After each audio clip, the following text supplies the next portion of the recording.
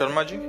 राधे राधे महाराज जी। महाराज जी, आज से 3 वर्ष पूर्व जीवन में एक भारी विपत्ति आई जिससे हम निकल नहीं पा रहे थे। फिर शिव जी की कृपा से आप हमारे जीवन में आए, उन्हीं की कृपा से आज हम आपके समक्ष बैठे हैं। महाराज जी, इस संसार में हर प्राणी के जन्म एवं मृत्यु की तिथि एवं समय विधाता ने पहले ही रच रखा है। फिर यदि कोई आत्महानि करता है बहुत तो इसे दुर्गति पाप होती है, क्यों मानते हैं? बहुत दुर्गति होती है। क्यों? क्योंकि आपका शरीर प्रयोग करने का अधिकार है, शरीर को नष्ट करने का अधिकार नहीं, ना भारतीय कानून में ना भागवतिक कानून में। आपको शरीर मिला है, ये सरकारी गाड़ी है, तुम्हारी नहीं है।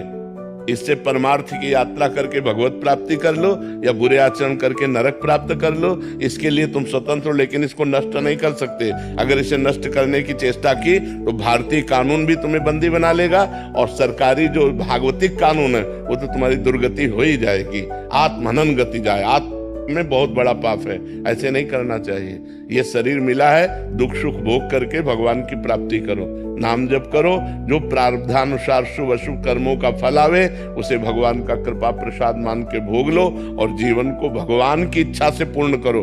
अपनी इच्छा से पूर्ण करोगे तो आत्महत्या मानी जाएगी।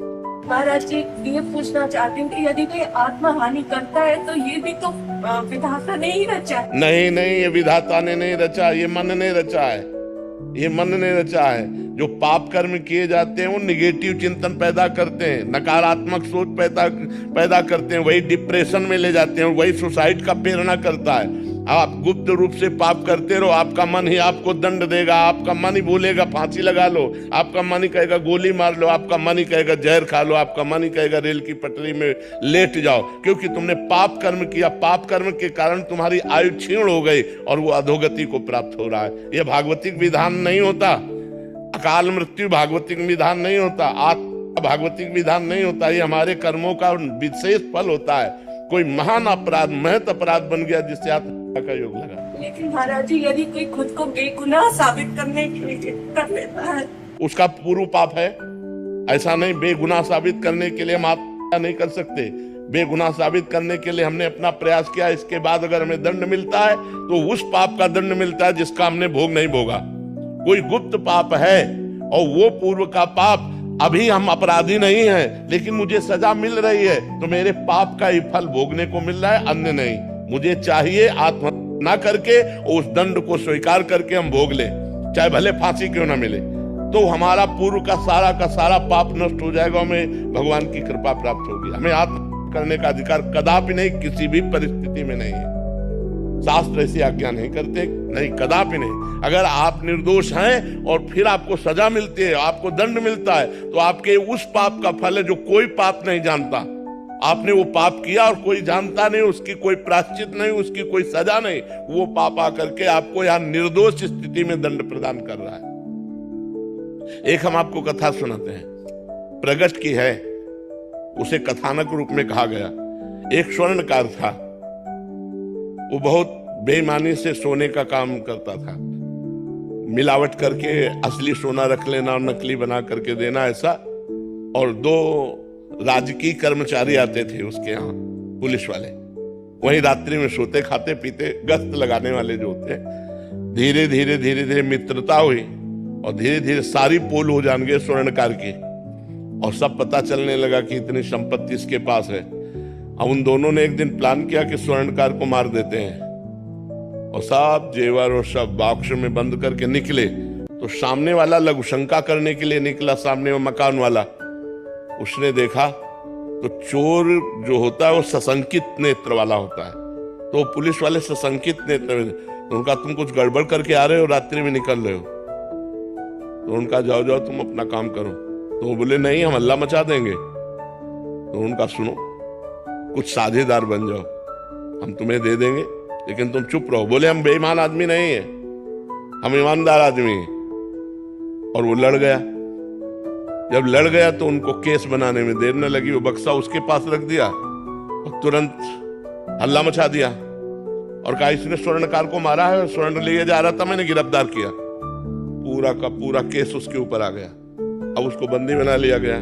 गवाही पुलिस वाले कि इसको हमने घर से निकलते देखा है और ये बॉक्स उसकी चोरी का है और इसने स्वर्णकार को मार दिया, और केस पुलिस वालों ने किया था और ठोक दिया सामने वाले के। अब जब जज के सामने पेश किया गया तो सारी साक्षी उसी के खिलाफ थे, जो सत्य आदमी था। तो उसने रो के कहा जज से कि आप जो सजा देंगे वो तो भोगना ही पड़ेगा, क्योंकि साक्ष्य हमारे खिलाफ है। लेकिन मैं हृदय से कहता हूं मैंने पाप नहीं किया, ना मैंने उसे मारा है, ना मैंने चोरी की है। मैंने ऐसा ऐसा बोला तो मुझे फंसा दिया गया। तो जज के अंदर भगवान बैठे, उन्होंने कहा कि ठीक है हम इसे और खींचते, तारीखें और दी।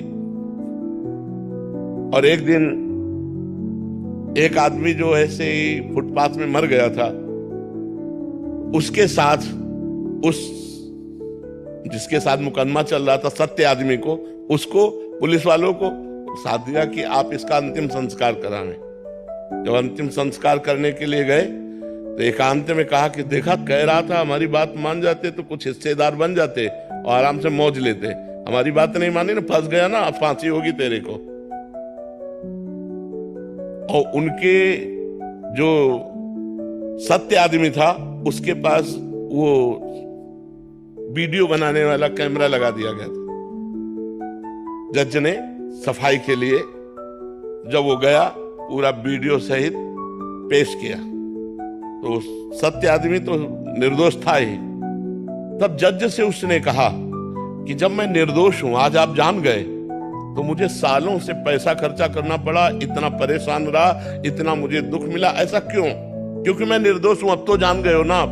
तो जज ने कहा सत्य बताना, इस जन्म में तुमने कोई ऐसा पाप किया है जिसकी सजा न मिली हो और जिसका प्रायश्चित न किया हो? उसी का दंड आपको यहां निर्दोष होने पर प्राप्त हो रहा है, आप सत्य बताना। तो उसने अपनी घटना बताई। तो वो मृत्यु दंड इधर आकर के उसको फंसाकर इतना दंड दे रहा था। तो ये बात समझ लो कि जो पाप आप लोग भ्रूण हत्या करते हैं, गर्भ हत्या करते हैं, इसका प्रायश्चित करते हैं, और जब इनका परिणाम आता है तो बोले हम निर्दोष थे। जो आप पाप करोगे उसका दंड भोगना पड़ेगा, आज नहीं तो कल, और ऐसी जगह भोगना पड़ेगा जहां आपने पाप नहीं किया। हम मानते हैं 100% आप सत्य हो, लेकिन आपका पूर्व का वो गुप्त पाप आपकी ऐसी तैसी कर देगा। इसलिए डरो, पाप कर्मों से डरो। अगर हमसे कोई पाप कर्म नहीं होंगे तो हमारी कोई समस्या नहीं होगी। अवश्य में भोक्तव्यम कर्तम कर्म शुभाशुभम, शुभ और अशुभ कर्म अवश्य भोगने होते, चाहे कोई भी हो, चाहे संत महात्मा ही क्यों ना हो, बड़े बड़ों को भोगना पड़ता है। इसलिए कोई यहाँ भगवत विधान में छल कपट नहीं चल सकता।